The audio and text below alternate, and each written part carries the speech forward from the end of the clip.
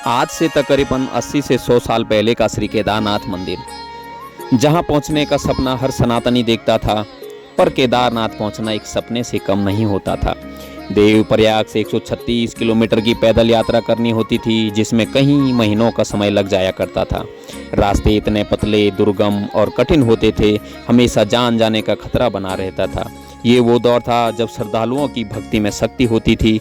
इसी दौर तक भगवान भोलेनाथ के कई सच्चे भक्तों को कई रूपों में भोलेनाथ के दर्शन हुए थे।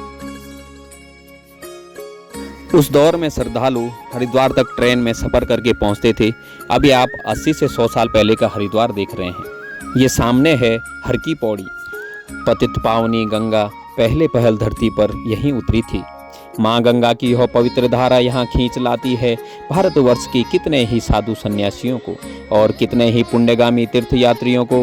गंगा की यह नील धारा सारे हरिद्वार के चरण स्पर्श करते हुए बह चली है भारतवर्ष की समतल भूमि की तरफ। उस समय गर्मियों के सीजन में हरिद्वार में कितने कम लोग हुआ करते थे, वही अब के समय हरिद्वार में 45 डिग्री तापमान में भी इतनी भीड़ होती है कि आपको पैर टिकाने की भी जगह नहीं मिलेगी।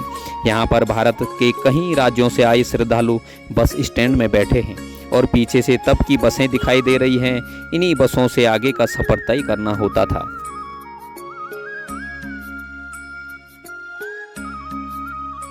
ये 100 साल पहले का लक्ष्मण झूला, जिससे कि लोग गुजरते हुए दिख रहे हैं, और 100 साल पहले का ऋषिकेश आप देख रहे हैं कि कैसा दिखता था। और इस तरह से बसों से श्रद्धालु देवप्रयाग तक पहुंचते थे।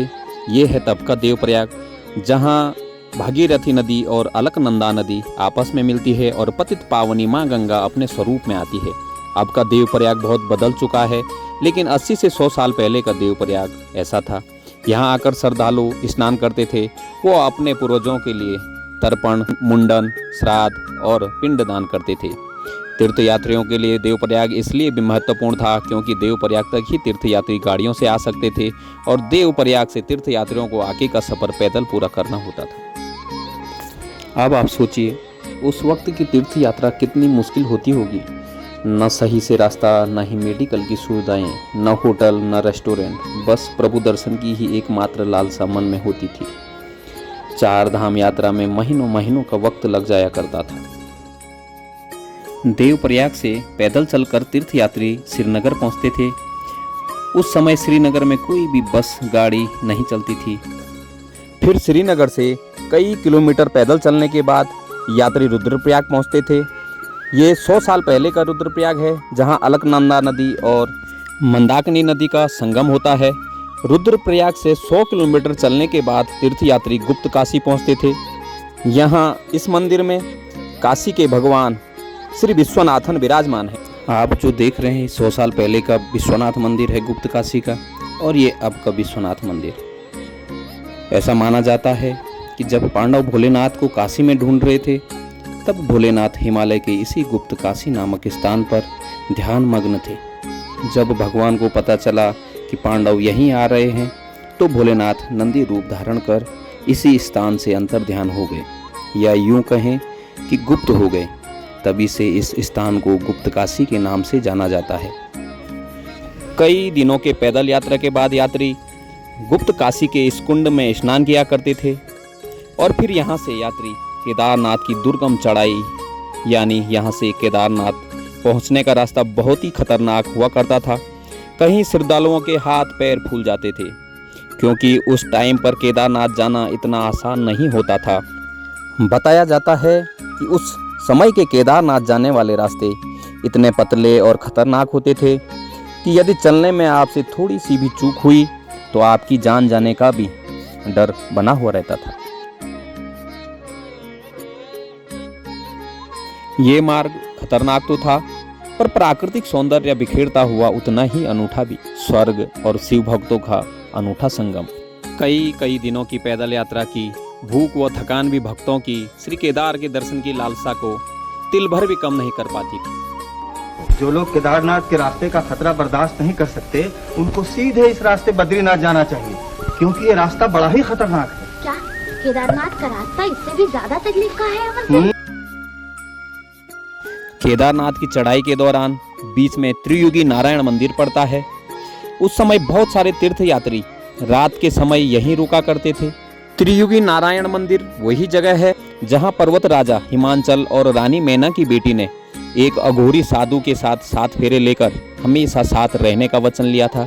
यानी माँ पार्वती और भोलेनाथ की शादी इसी मंदिर में हुई थी और जिस अग्नि को साक्षी मानकर माँ पार्वती और भोलेनाथ ने 7 फेरे लिए थे, वो अग्नि 3 युगों से आज भी उसी रूप में प्रज्वलित हो रही है, जो कि सच में हैरान करने वाली बात है।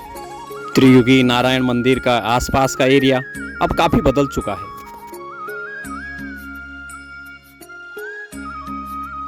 त्रियुगी नारायण के बाद तीर्थयात्री सोनप्रयाग पहुंचते थे, जहां से जैसे तैसे इस खतरनाक मंदाकिनी नदी को पार करके तीर्थयात्री गौरीकुंड पहुंचते थे।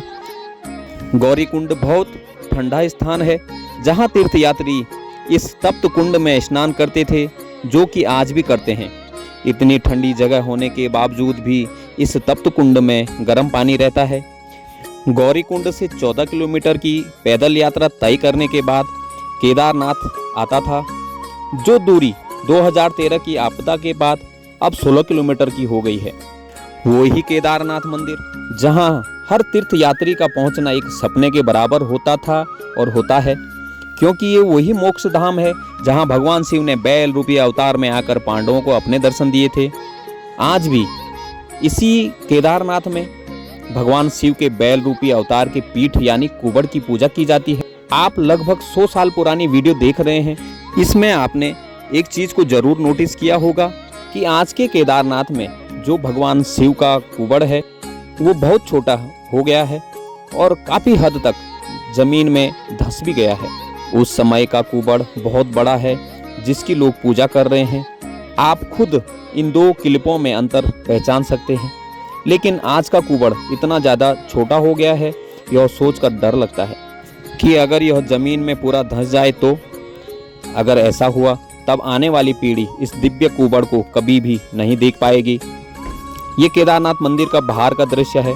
100 साल पहले केदारनाथ में कितने कम मकान थे, लेकिन आज के केदारनाथ में काफी ज्यादा बस्तियां यहाँ अब बस चुकी है। ये सामने है केदार घाटी के बर्फीले पहाड़ सुमेरु पर्वत। दोस्तों, आपको 80 से 100 साल पहले के वीडियो को देखकर काफी कुछ जानने को मिला होगा, जहां अब के केदारनाथ के सफ़र में और पहले के केदारनाथ के सफ़र में कितना ज़्यादा अंतर था। इस वीडियो को शेयर ज़रूर करें और बाबा केदार के दर्शन सभी को कराएं। हर हर महादेव, जय श्री केदार। दोस्तों, आप मेरे YouTube चैनल जय नेगी ब्लॉग को देख रहे हैं, जो आने वाले समय में देव दर्पण हो जाएगा। दोस्तों, चैनल को सब्सक्राइब जरूर करें ताकि आपको इसी तरह की आने वाली वीडियो देखने को मिल सके। मैं हूं नेचर लवर और सनातनी भक्त जय नेगी। लास्ट में आपको मेरी तरफ से एक मैसेज। मेरा अपने हिंदू धर्म के प्रति अटूट विश्वास है और मैं इसी बात को अपना आगे बढ़ा रहा हूं और हमेशा आगे बढ़ाते रहूँगा। आपको वीडियो अच्छी लगे तो लाइक करना, चैनल पे नए हो तो सब्सक्राइब करना और कमेंट में हर हर महादेव ज़रूर लिखना।